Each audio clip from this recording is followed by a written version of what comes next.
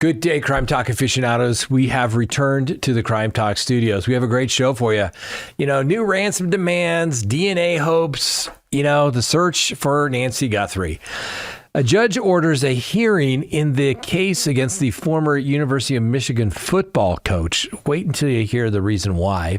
A retired Seattle police captain labels Kurt Cobain's death a homicide, saying the investigation was all screwed up. A handcuffed driver turns a traffic stop into a deadly ambush. This is why it's so dangerous for police out there on the road.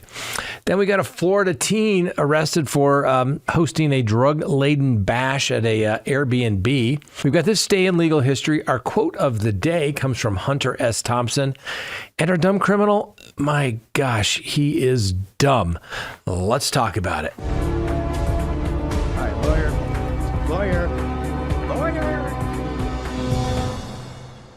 Good day, everyone. My name is Scott Reich, and this is Crime Talk. Thanks for joining us. You know the drill. Subscribe if you haven't. Like if you do. Leave me a comment below. Hit that little bell for notifications. And yes, please go check us out on any of your favorite podcasting apps as well.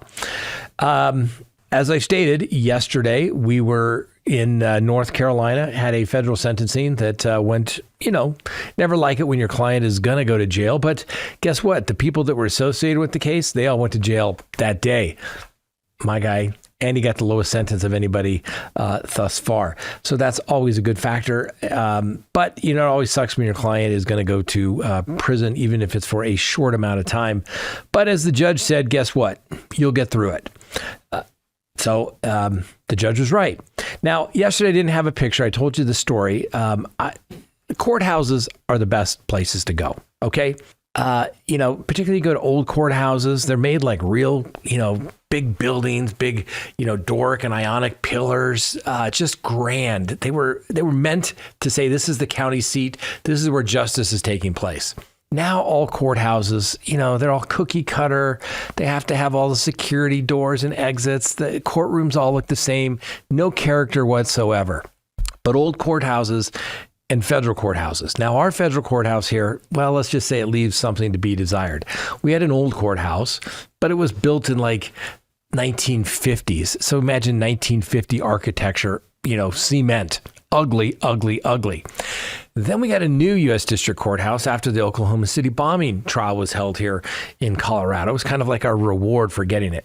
And of course, they built this big, tall building. I don't know. It's only 9 stories tall, I guess, with only 2 courtrooms on each floor. They're big and they're grand, but they were built when they thought cables were going to rule our lives. So they have like these artificial floors where all the cables were going to go. All right. And I know I'm getting a little into the weeds here, but I'm going somewhere. Okay.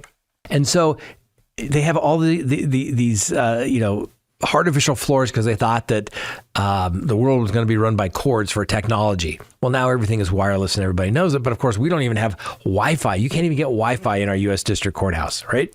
So when I go to other courthouses, particularly U.S. District Courthouses, it just amazes me how beautiful they are and the thought process that goes into the courthouses, unlike the federal courthouse here and the new modern day courthouses of most jurisdictions. They just don't build them like they used to. All right. And I'm telling you, the most beautiful courthouse I've ever been in was in Charleston, South Carolina. Most amazing. The rugs were amazing. It was just beautiful. All right. And then the old courthouses that go, the old courthouse that goes back to, the 1700s was also gorgeous. And I mean, it was just amazing with these big pictures and just fabulous. See if we can't get a couple of pictures to put those up. And then the one in Charlotte, North Carolina, they built this with a Jeffersonian layout, a Jeffersonian trial box. And like I said, most courtrooms, you walk in, you got the jury box off to the left or to the right, judges in the center and people right there, and you present the evidence. But during the colonial days, Jefferson liked the judge sitting to, the far back wall and the jurors kind of in a horseshoe shape that go right in front. So literally everything is right there. beautiful. I've never done a trial in something like that. I would like to do a trial in a courtroom like that. I think it would be so interesting to have the jurors like literally right in front of you.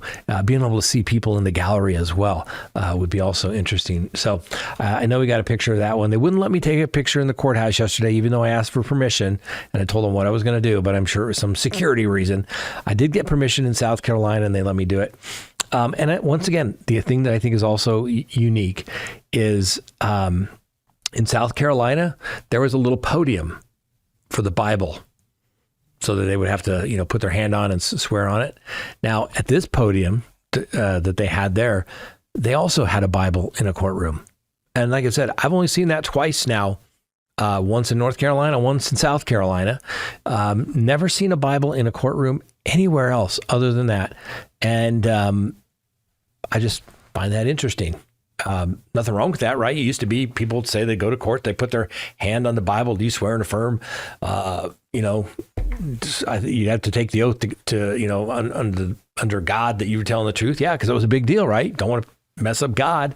And now we're down to do you swear not to, or do you swear to tell the truth, the whole truth, nothing but the truth under the pains and penalties of perjury? Well, think about the last time anybody was ever prosecuted for perjury, ladies and gentlemen. That's right. Just something to think about. All right. That was our little digression. Thanks for bearing with me if you're still with us. Thank you. I hope I didn't bore you too much, but I just, there's some things that are just, I think, so cool about the law, right? The study of law, but the courthouses, they're so cool. The old ones are the best. These new ones these days, absolute garbage. They all look the same, cookie cutter, glass buildings. They're all like, oh, but look how efficient we are. Listen, they weren't cared about efficiency. These things were made with big, tall ceilings because people were smoking cigarette and cigars in the courtroom. The jurors were smoking in the courtroom. Big windows. A lot of them didn't have air conditioning until the 80s. It's just, I don't know, just cool stuff in my humble opinion. All right, let me also remind you, go to crimetalksearch.com, sign up for a background subscription service today. When you do, you can do a background search on as many people as you desire. You can cancel the subscription at any time. And you're going to find out social media presence. You're going to find out email addresses, phone numbers, right? Why does your husband need a burner phone? Why does your new boyfriend have 6 email accounts? Well, probably because he's signing up to get on Tinder or something like that, and so you don't know about it. Well, that's why you go to crimetalksearch.com and find out, because information is power. You'll find out if somebody has a criminal history, sex offender registry, all those important things of everybody coming into your life. So go to crimetalksearch.com. You'll be happy that you did. All right, let's go ahead and open the record for Wednesday, February 18th, 2026. Nancy Guthrie. That's right. We got new ransom demands, which I think are completely bogus. DNA hopes have been dashed, and we're really right back to where we started, to not knowing much about anything. So in the case that has gripped the nation, the disappearance of 84-year-old Nancy Guthrie, mother of the prominent television host Savannah Guthrie, and no disrespect, but do you think that if this was your grandma or my grandma, anybody would care that she disappeared? Probably would get maybe a 10-second blurb on the evening news, and that's about it. Not throwing stones, I appreciate that, but let's face it, would the FBI be using the amount of resources on an 84-year-old woman if it wasn't a famous individual?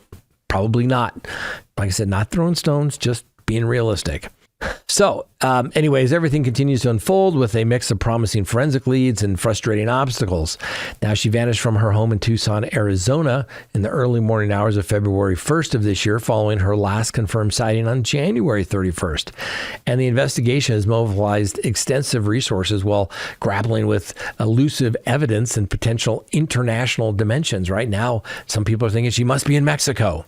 Anyway, the police, led by the Pima County Sheriff's Office, Chris Nanos, have emphasized that the inquiry remains active with over 400 personnel pursuing thousands of tips. Sheriff Nanos has firmly rejected the notion the case is turning cold, asserting that viable leads persist and expressing optimism for Guthrie's safe return. He has publicly urged any perpetrator to release her. underscoring the family's victim status and the full cooperation throughout the process. Now, all immediate family members, including Savannah Guthrie and her siblings, have been officially cleared of any involvement whatsoever, allowing investigators to focus elsewhere. Now, central to the probe is the security footage from Guthrie's home, which captured a masked individual estimated to be 5'9" to 5'10" tall when he was approaching the property. Now, the suspect was seen carrying a distinctive Ozark Trail backpack available at Walmart and wearing a unique gun holster, and details that have prompted outreach from retailers and firearm outlets for identification assistance. I did see a video the other day online where a gun dealer was asked and was provided information as to people who had sold a particular type of gun, and they provided that information, which more than likely they would have to comply with their licensing requirements.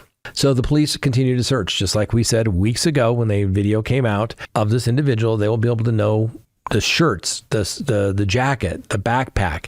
Then they'll go back to where they would be able to find this item. Then they'll go back to the companies to see if they have any information as to who bought them. And you would be surprised. Most retailers have pretty extensive security systems. And if they know, like if somebody uses a gift card or a credit card for a particular item, they can go back and then search for that video at the checkout stand. It's absolutely amazing. So hopefully something will come of it. So there's a new identification clue, a possible pinky ring visible on the suspect's hand. That apparently has added another layer of forensic scrutiny. And despite these efforts, inquiries into potential purchases of similar items in the Tucson area have yielded no breakthroughs thus far. Forensic analysis has emerged as a critical avenue. Obviously, a glove discovered approximately 2 miles from the home initially raised hopes, as it appeared to match one worn by the figure in the video. However, DNA extracted from it belonged to an unidentified male, and it did not correspond to the crime scene or yield a hit in the FBI's CODIS database, which is the Combined DNA Index System. Additional gloves found nearby were attributed to investigators and further complicating the evidence situation as well. More promising is some mixed DNA recovered from the property itself, which does not match known associates of Guthrie. Now, this sample is undergoing advanced separation and potential genealogical tracing, a method that could link it to relatives in commercial databases like Ancestry or 23andMe. Now, David Middleman, the CEO of Ortham Inc., who contributed to the identification of suspects in the high-profile case there in Idaho, obviously Brian Kohberger, advocates for forensic-grade genome sequencing. This approach could generate a comprehensive profile from partial samples, enabling rapid genealogical matches, potentially within hours or days, despite initial database misses. Now, Middleman stresses the importance of timely processing to avoid investigative delays, and the former FBI agent John Inarelli echoes this, suggesting that familial DNA connections could pinpoint the suspect in as little as 24 to 48 hours. Now, adding urgency to the case are reports of ransom demands, a recent note demanding a sum akin to a prior $6 million request, but specifying a different cryptocurrency and account, including explicit threats of harm. Now, the FBI has authenticated the communications forwarding, but cautions against fraudulent schemes, vowing severe penalties for opportunists. In response, federal agents have engaged the Mexican law enforcement, exploring the possibility that Guthrie was transported across the border post-abduction. Border surveillance reviews, however, have not produced anything to confirm such an allegation. Now, the emotional toll extends beyond the Guthrie family, who have issued heartfelt public appeals, emphasizing human decency and the possibility of some sort of redemption.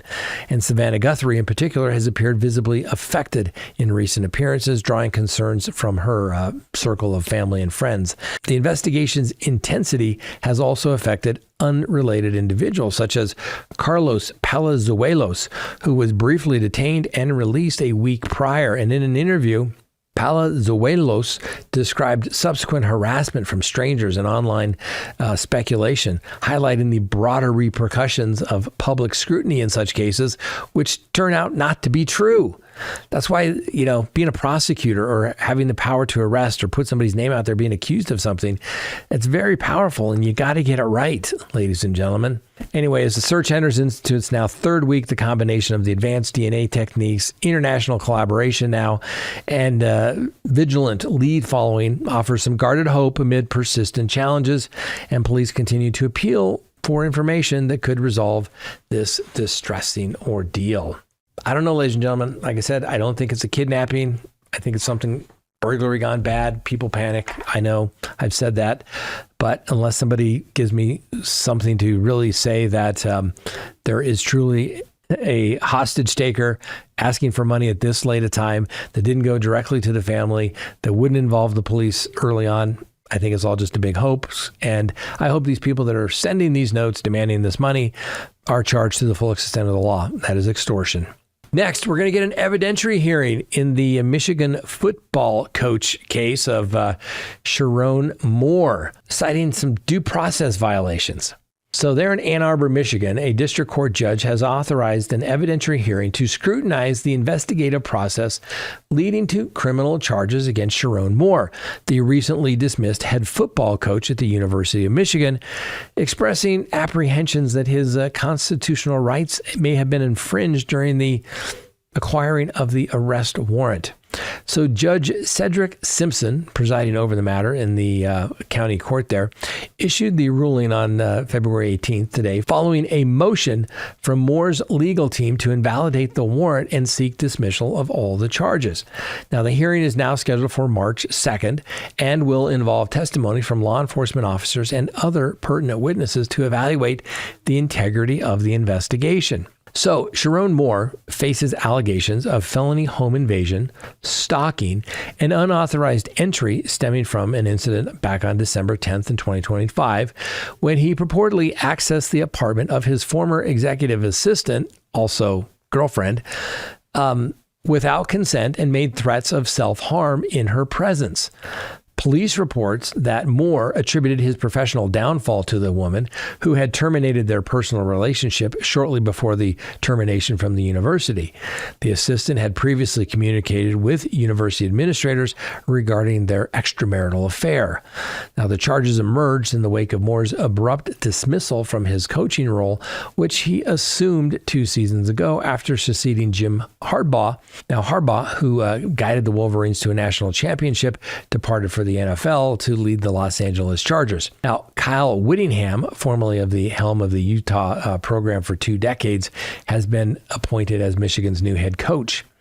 So in granting this hearing, Judge Simpson highlighted a significant lapse in the investigative disclosure. A police detective failed to inform the magistrate of the professional dynamics between Moore and the complainant, specifically that she served as his executive assistant when requesting the arrest warrant. The defendant's due process may have been violated, Simpson stated, emphasizing that the magistrate should have been apprised of this context to fully assess the circumstances.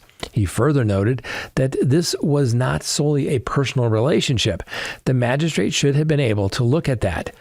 Moore's attorney have emphasized, contending that the communications between her and the client and the woman were justified by legitimate professional necessity, particularly as Moore was readying the team for a postseason game. It's not stalking if the communication has a legitimate purpose, the attorneys argued. The attorneys also alleged that the complainant's personal counsel provided information to investigators with the intent to portray Mr. Moore negatively, thereby enhancing the prospects of a substantial financial resolution from the university. Now, opposing the motion, the district attorney maintained that such a hearing was unwarranted and exceeded the court's discretionary bounds. Despite this objection, the judge proceeded with the order, providing an initial procedural advantage to the defense in their pursuit of dismissal. Now, Moore made an initial court appearance January 22nd, 2026 in Ann Arbor, where details of the arrest captured in redacted police footage were referenced but not elaborated upon in proceedings. Now, this case obviously is unfolding, and there's a lot of scrutiny going on as the way the university handled this internal matter and the broader implications of the professional boundaries of high-profile athletics and their programs. Bottom line is, don't date subordinates in your organization. Coach, that's what you shouldn't have done. Now, the question then becomes, if the affidavit lacked probable cause, that is a four corners review, which means the judge can't take any evidence outside of the four corners of that document and say there isn't probable cause. Anyway, the judge was convinced and said, well, there was a material omission in the affidavit by basically saying, hey, judge, sure, we know this was unwarranted, but the police should have put into the affidavit that she was his assistant and girlfriend and employee, and therefore he had a legitimate purpose to go over there, enter without permission, pull out a knife, threaten to kill himself in front of her because he really needed those notes that he had for the post-season exploits that they were going to have out on the field. I just want to make sure I understand that argument correctly. Now, I understand the judge saying, hey, let's create a record. Let's see what's going on here. But I think the judge possibly may have exceeded their boundaries. And don't get me wrong, I love a good old-fashioned hearing on a veracity hearing on whether the police lied or not. Don't get me wrong. I do. But it's a pretty big hurdle to overcome. And you have to show that it was done either intentionally or with a knowing disregard. And it was basically your intent to keep that out, because then probable cause wouldn't have existed. It's an interesting argument. Hats off to the defense for succeeding on getting the hearing. Obviously, we'll see how things go at the hearing. Next, did Kurt Cobain kill himself, or was it a homicide? Well, a former high-ranking officer from the Seattle Police Department has publicly asserted that the 1994 death of Nirvana lead singer Kurt Cobain was not a suicide, but rather a homicide, pointing to significant irregularities in the original probe. Neil Lowe, a retired captain with 50 years of service with the Seattle Police Department, conducted an internal review of the case back in 2005 at his superior's request. And in a recent interview, he expressed doubts about the suicide determination, describing the initial handling as inadequate and potentially manipulated to appear self-inflicted.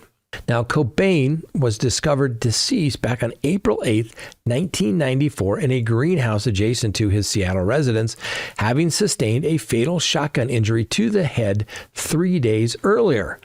Police promptly classified the incident as a suicide, supported by the presence of a Remington Model 11 20-gauge shotgun on his body and a note thereby.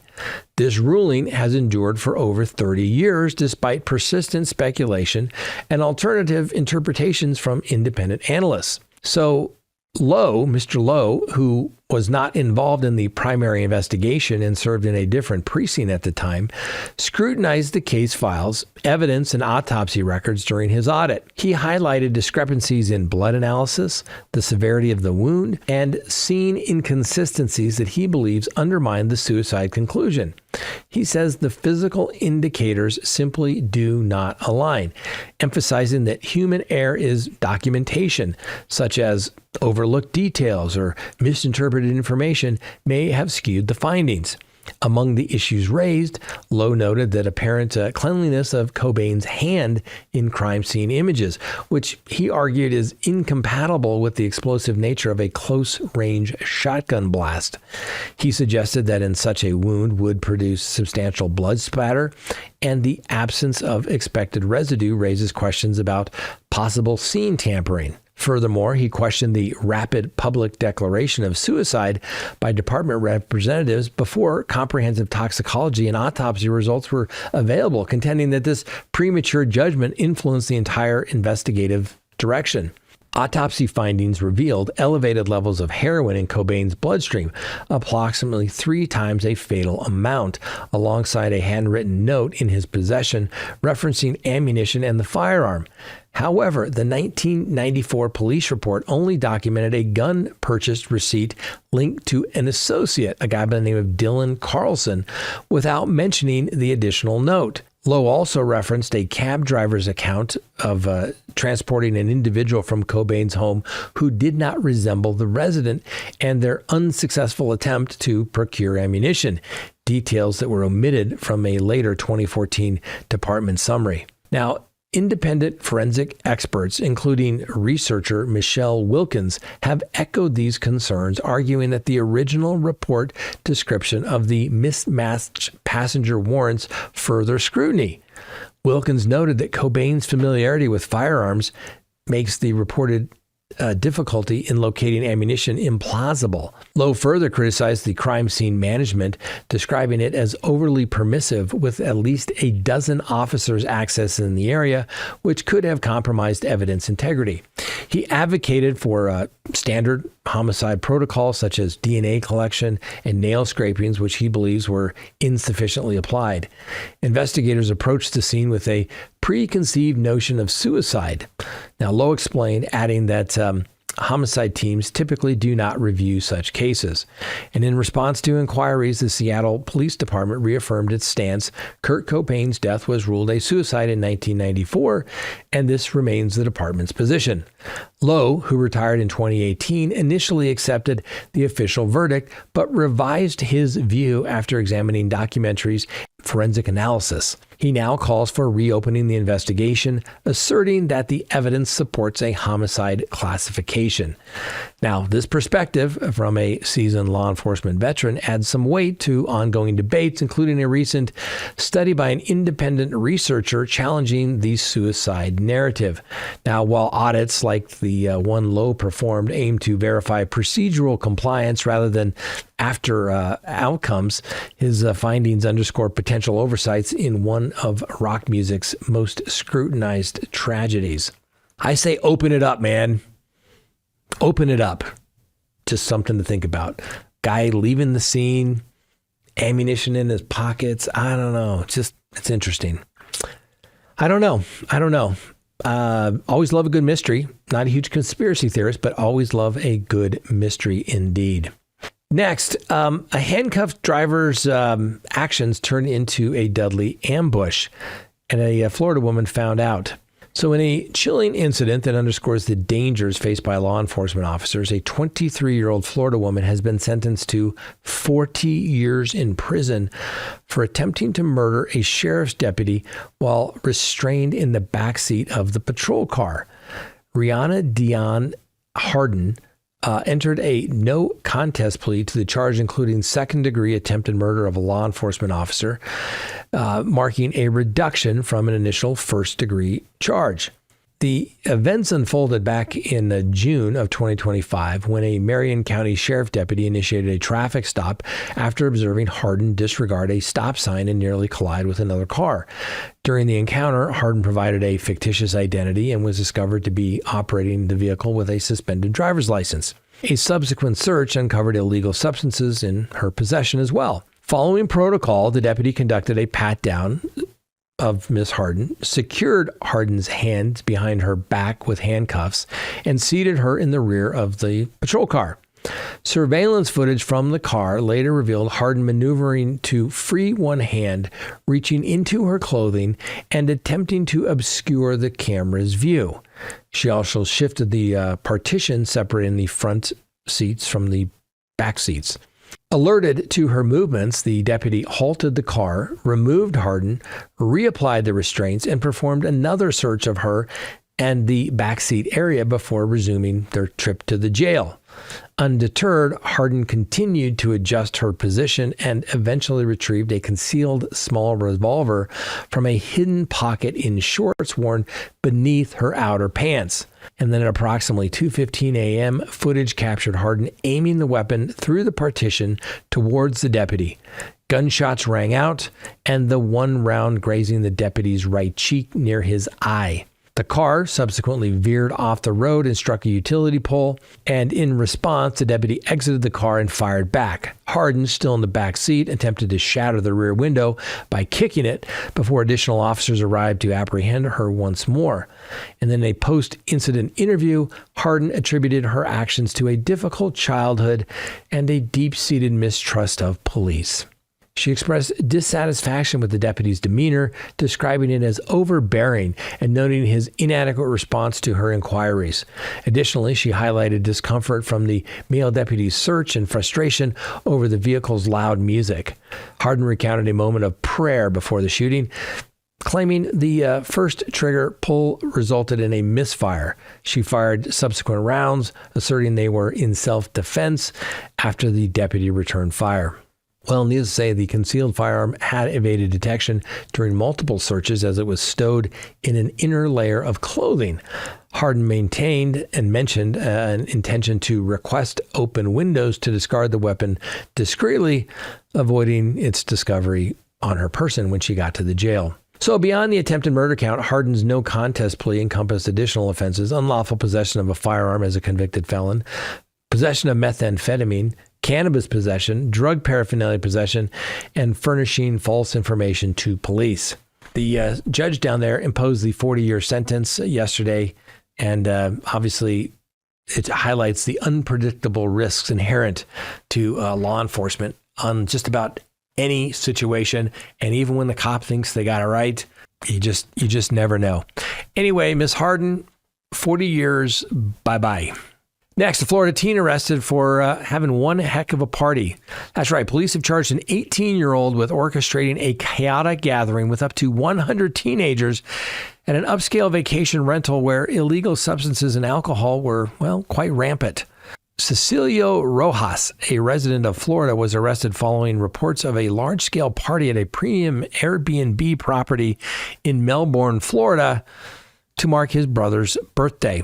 Police reported that the event involved the presence of cocaine, marijuana, and alcohol. Rosas is said to have employed an acquaintance to manage security and to impose an entry fee to the party as well. The incident came to light when concerned parents spotted an image of alcohol shared by their children on social media. Upon arriving at the location to retrieve the minor, officers encountered resistance from Rojas, who reportedly barred them from entering through the property. A neighborhood representative expressed dismay over the disruption, and the president of the Homeowners Association told the media outlets that he considered alerting police after observing teenagers straying onto the property. He described the scene as indicative of an unruly event likely involving intoxicants. Further investigations revealed that the Mr. Rojas had secured the booking under a false identity, misleading the property owners in response to the incidents. The property HOA guy emphasized the need for greater community respect, noting that such high-value residents are better suited to long-term occupants who prioritize neighborly conduct and environmental stewardship. Anyway, Mr. Rojas faces allegations related to the unauthorized party and associated violations. Officials from the sheriff's department are continuing their inquiry and gathering information about all the minors and the controlled substances. Ladies and gentlemen, listen, if you can't have a party at a rented property, what are you supposed to do? Have it at your own house? Are you kidding me? That could be dangerous. People could get intoxicated. They know who to charge when somebody gets killed when you overserve them. And in this particular case, when you're serving minors, guess what? You are contributing to the delinquency of a minor. That is a felony in most jurisdictions, ladies and gentlemen. Man, just be smart. Want to have a party, make a few bucks? Do it at your own place. That's all I'm saying. Next, this day in legal history, February 18th, 1793, the United States Supreme Court issued a decision in Chisholm v. Georgia, holding that federal courts possess jurisdiction over lawsuits brought by citizens of one state against another state. The ruling affirmed the supremacy of the federal judicial authority over state sovereignty, but prompted the ratification of the 11th Amendment to the Constitution, which limited such suits. February 8th, 1972, the California Supreme Court ruled in People v. Anderson that the death penalty violated the state's constitutional prohibition against cruel and unusual punishment. This decision commuted the sentence of over 100 individuals on death row. It contributed to broader national debate on capital punishment, influencing briefly the Supreme Court's subsequent ruling in Furman v. Georgia, which said, yes, violates cruel and unusual punishment. Then the Supreme Court came back a couple of years later and says, no, it doesn't. And, oh, yeah, guess what? The people of California put it on their ballot, and they said, yes, we want capital punishment. So although it's never implemented in California these days, it's still on the books. Next, our legal quote of the day comes from Hunter S. Thompson, and it has to do with legal insanity. And he said, quote, "Insanity is a legal term. Crazy is an art form. This distinction underscores the differentiation between clinical perceptions of mental states and judicial definitions employed in legal proceedings." I like that. One is legal, the other one's an art form. Gotta admit, there are a lot of people, they said we're crazy, we're great artists. You gotta admit that. Legally, you gotta be able to understand what the heck's going on. And finally, our dumb criminal of the day.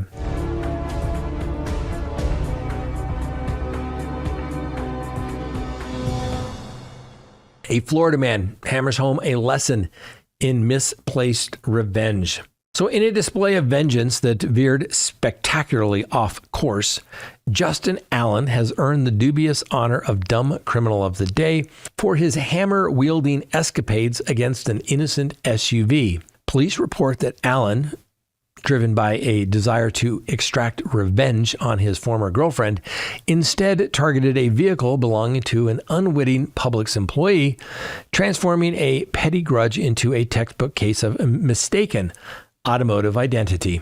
Now, this all unfolded last Friday at a public site in Ormond by the Sea, where deputies arrived to find Allen ensconced in the passenger seat of a beleaguered SUV, hammer in hand. And according to law enforcement accounts, he proceeded to assail the vehicle in-dash radio with evident enthusiasm, oblivious to the fact that the SUV was not his intended mark. When confronted, Allen initially asserted ownership of the vehicle, insisting he was merely damaging his own property. He swiftly revised his narrative, claiming it belonged to his girlfriend, a statement that crumbled under scrutiny as well. Investigators contacted the woman in question, who confirmed that their relationship had concluded without subsequent interaction. And this revelation underscored the folly of Allen's actions. Not only had he selected the wrong target, but his ex-partner remained entirely unaware of his misguided machinations. Allen's ill-fated endeavor resulted in his arrest on multiple charges, including burglary, possession of burglary tools, criminal mischief exceeding $1,000 in damage, and possession of controlled substances. Imagine that. He was subsequently released after posting a $10,500 bond, leaving behind a trail of shattered glass and questionable judgment. The true victim in this affair? The dedicated public employees, described by colleagues as one of their most diligent workers, faced the unwelcome disruption of her daily life. Fortunately, Zachary Yeoman, owner of Daytona Nissan Infiniti, stepped in with some commendable generosity. After learning of her plight, Yeoman arranged for vehicle repairs and provided a complimentary rental car to ensure she and her family could maintain their mobility. She now has a big smile on her face, Yeoman noted, highlighting a silver lining amid the wreckage. Anyway, this serves as once again the tale of the annals of impulsive retribution, reminding us that even the sharpest tools can be wielded by the dumbest minds. Allen's blunder not only failed to deliver justice, but also spotlighted the perils of assuming one's hammer strikes true. For his unparalleled blend of confusion and criminality, Justin Allen is hereby proclaimed the undisputed champion of today's Dumb Criminal Award. May his story inspire wiser choices in matters of the heart and hardware. All right, ladies and gentlemen, that's all we have for today. Thanks for joining us. We'll see you next time on Crime Talk. And remember, the Constitution matters.